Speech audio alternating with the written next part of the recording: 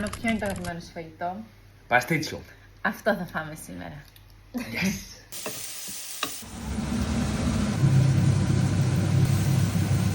Ήρθε η ώρα για το κιμά.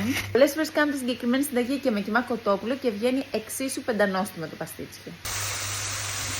Όσο περιμένω το κιμά θα προχωρήσω με τα μακαρόνια.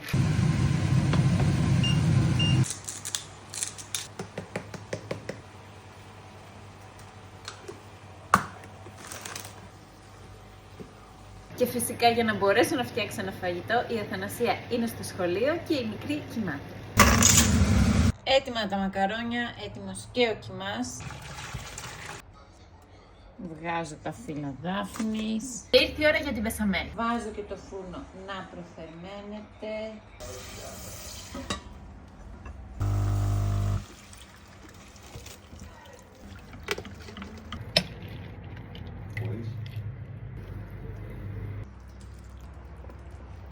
Τέλος, μπεσαμέλ. Και έτοιμο για φούρνο.